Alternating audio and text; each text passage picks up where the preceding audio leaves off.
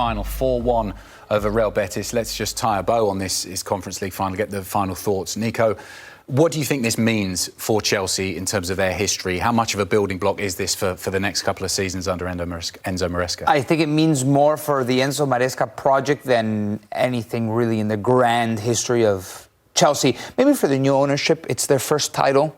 So since the takeover, it's a good forward step. It's progress from what we saw, because you didn't know how many chefs were in the kitchen calling the shots in the ownership of Chelsea. They hired their manager, they fired their manager. Now they're back on track, and now it's Champions League. And I think we got to judge the progress until next season to see how they do in Champions League at the very creme de la creme level of European football. Charlie, how do you think they'll get on in the Champions League next season? Is your gut feeling that they might get through that league phase, or would that be a struggle? I think it'll be a struggle unless they make some improvements. This is a team that has shown that they have quality in the Conference League. And in the Premier League, it's been up and down. We're talking about Champions League now, and that's another step forward. I think they could look at what Aston Villa were able to do this season. I think they were fantastic in Champions League. The form was great, but it could come at a cost. So it's trying to balance all the competitions that Chelsea's going to be in next season. I think it's going to be difficult if they don't make some additions to the squad. Nigel, we spoke pre-match about the fact that Maresca's never afraid to say how he feels. You know, we mentioned the comments he made to the English press and how that would be viewed back home in England.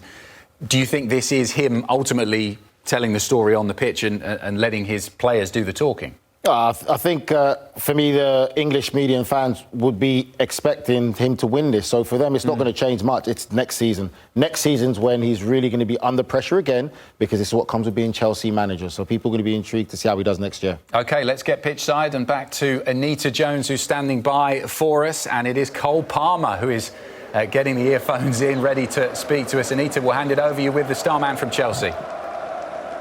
Thank you, Adam. Yes, I am here with the player of the match, Cole. Interesting way to carry your trophy there.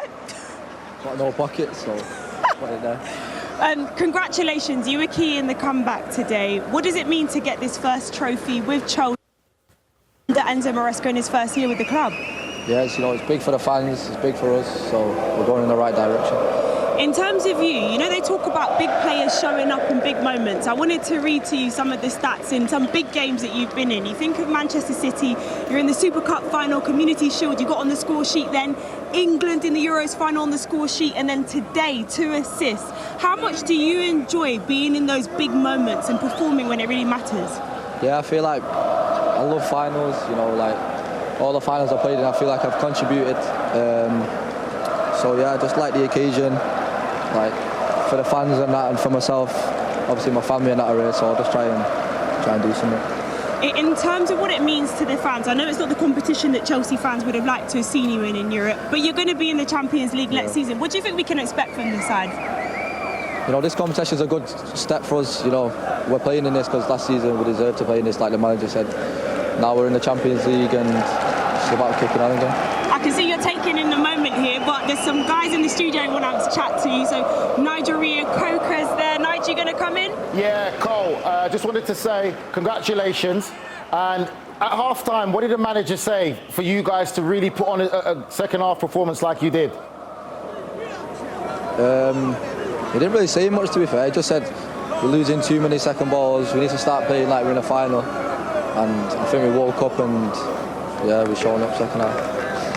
So can you tell me about your progress as a player? Because it seems like you're starting to get unlocked in the attacking third, but you can also drop back and try and facilitate. Where did you feel most comfortable in this match? And did you feel an adjustment from Real Betis in this game? Yeah, in the second half, I just tried to find spaces and where I could be more dangerous, and I felt we were playing too safe at times. So when I got the ball for the first assist, I thought, I'm not going back again, I'm going. So, yeah. Cole, you seem very subdued. After the top 4 finish at the weekend, you were calm, collected, not celebrating too much. You understand that the Conference League might not be the trophy that all Chelsea fans want. What is the ceiling of this team for next season and the seasons to come? I think we've got a lot of potential, we've got a great squad, great manager, and obviously we're a young team, but you know, we're showing like on Sunday we can win at tough places, we can come from behind in the final. So yeah, I think we're going in the right direction. Cole, how are you going to celebrate tonight, mate? No comment. Brilliant.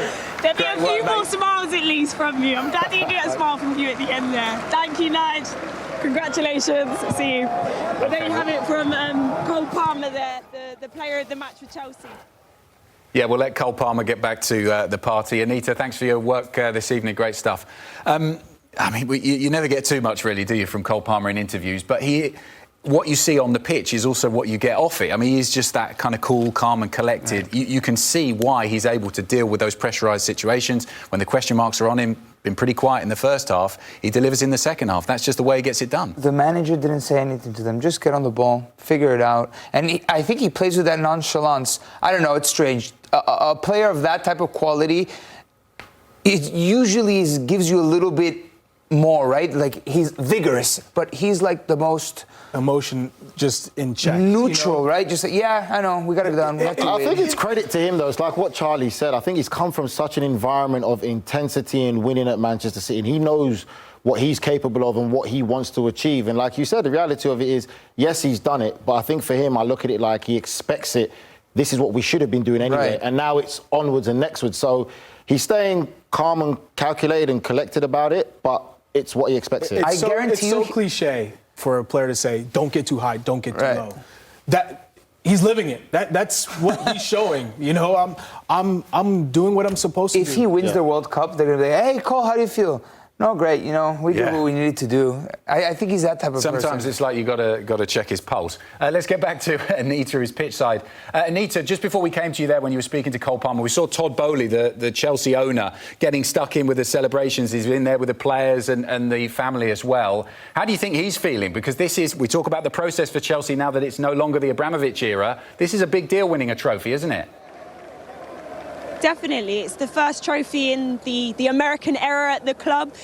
He's got a while to go, a while to go. I mean, if you think of what Abramovich did at the club, they were serial successes, winning in Europe, winning in the Premier League. But it's a good start and a foundation, I'd say, because I heard Nigel Charlie speaking earlier about target positions that they'll need to think about in the summer.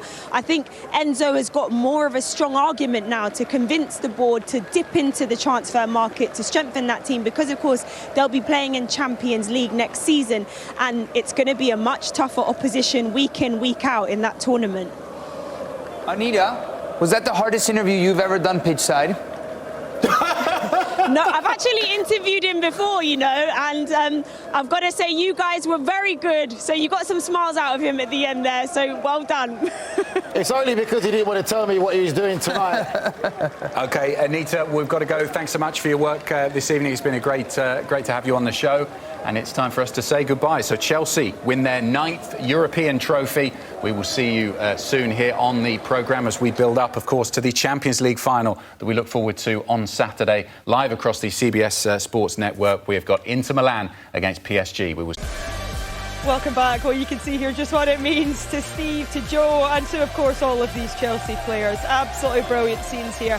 Memories for a lifetime. It's not every day that you can lift a European trophy and enjoy it with friends and family. I've managed to get them all back in a row though, so we've got them for the next couple of minutes at least before they go and join the party. For every winner there is a loser though. Let's get some reaction from Real Betis because their goalkeeper Adrian is with Becky. Adrian, it was such a strong start out there for Betis tonight. What was sort of the turning point, do you think? I think we lost the composure of the team when we conceded the first one and we conceded the second one after just 5 minutes. And then the team was feeling the intensity of Chelsea. I think the mentality they changed as well when they scored the first one and we lost a bit our shape. We broke the team a bit and we started just attacking, defend, and we knew Chelsea is so powerful in that circumstances.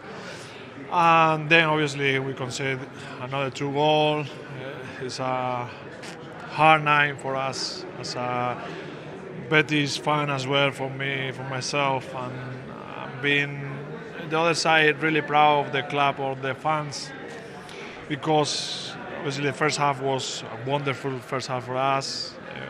The fans scored the first goal really because we feel it on the pitch as well, but it is not just first half. And at the end of the day, Chelsea scored 4 goals. We have our chances as well to score the second one. We didn't, and they just deserve the win. And we have to learn from this kind of game, as those final, just one of us can be the winner, and Chelsea was today.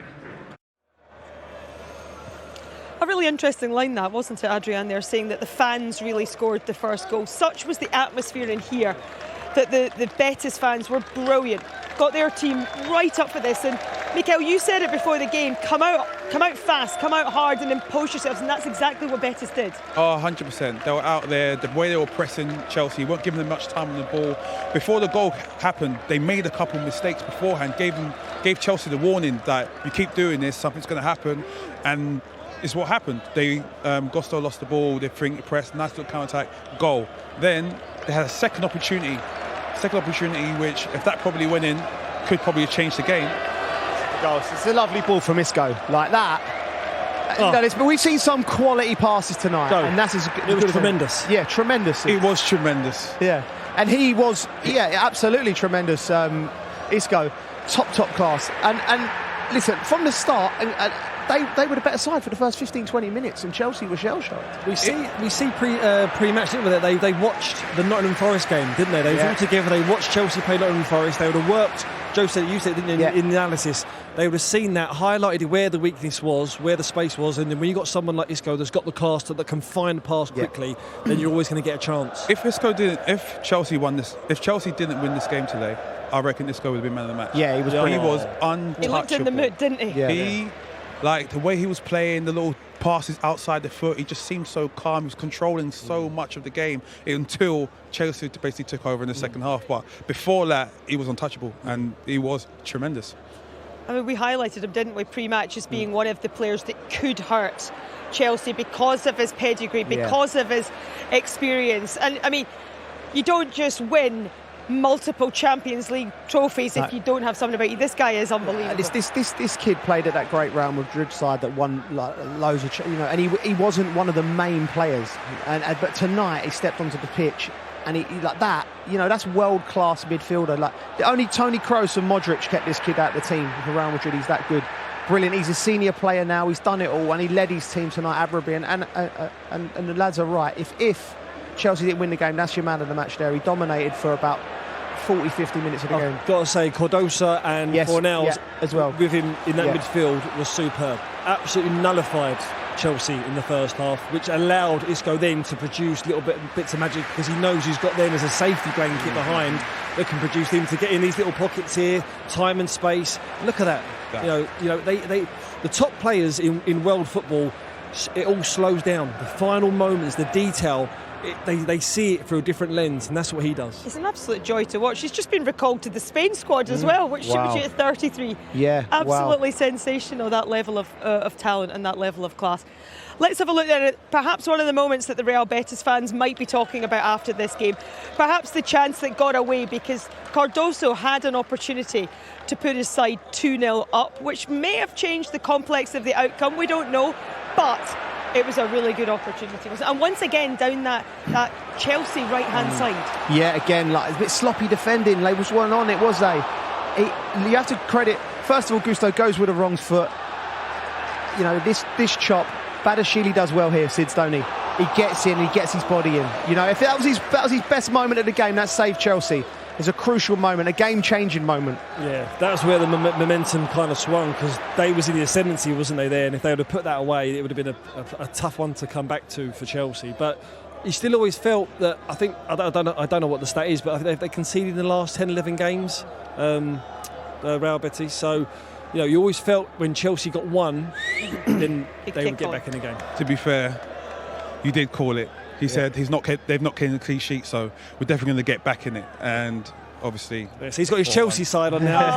Where's that Betis top that you had earlier on? Right, quickly, let's just touch on Chelsea then for next season. You asked the question there to Maresca. What do you think season 2 looks like under Enzo Maresca? I think next season has to just look at improvement. So if they finish fourth this year, points tally 15 points off the league champions Liverpool, that gap needs to be smaller. And obviously the Champions League is the Champions League.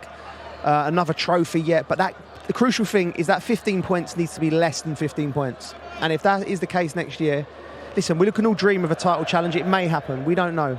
But that is where a win would be for Chelsea. Keep moving, keep improving. Do you think that he'll keep the youthfulness amongst the squad, or do you think he'll try and add some experience? Do you think that this is his blueprint? This is it. This is the model. This is the Chelsea model. They've gone out and they've bought all the best young talent, not just in Europe, in world football. The scouting network, they've gone, right, who can we have here for a long time that's going to produce the magic? This man did. He certainly did, yeah, he certainly did. He was absolutely brilliant. And, well, it was actually, I don't know if I can say this while Nicholas is standing behind us, but Enzo did.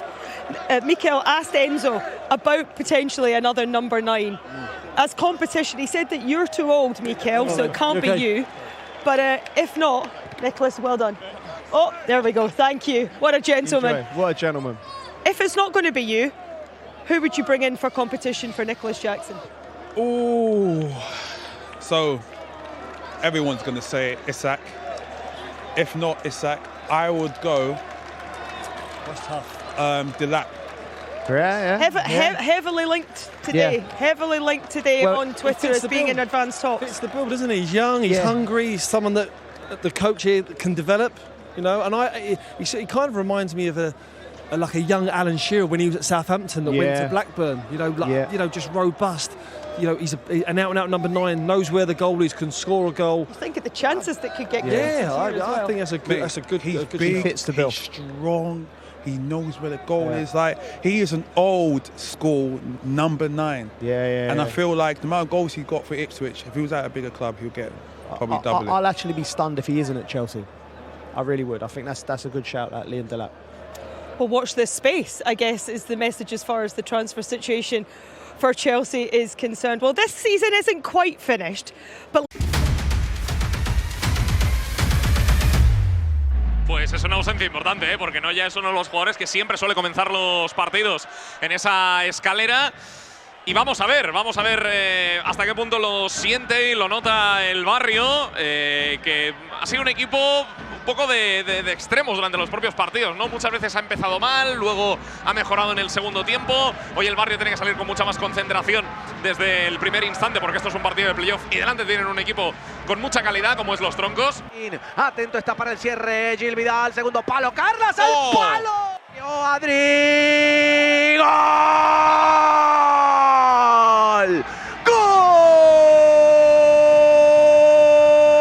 ¡Gol del Barrio de Adri de Contreras! El penalti Presi. Mira, y Adri Contreras haciendo de la suya. Se queda en el campo y dice... Ian disparó. ¡Oh!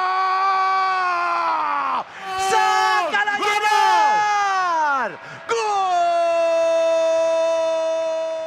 Verdú también, Edgar Álvaro. Verdú la deja para Edgar. Rompe la barrera. ¡Gol, gol, gol!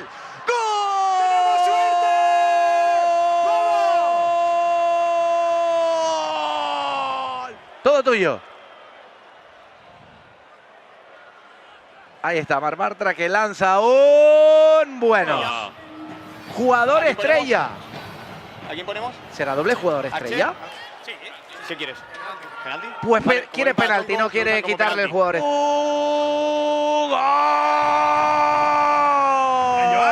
¡Gol de los Troncos! ¡No falla Verdú! ¡Viene Archer! ¡Manu Martín! Al lado de la pelota. A ver, aquí va directo a la pelota. ¡Gol! ¡Perchita! ¡Gol para los Troncos! Se fue por la clásica, por la segura. Chita, Sorroche con el centro. La bajó muy bien Litus, pasa atrás. Edgar. Buen pro en el área. Paufer con el cuero, el segundo palo. La tapó. Pérdida la tiene Arché. Se barre con toda Carraflana. Rebote para allí. ¡Gol! ¡Gol!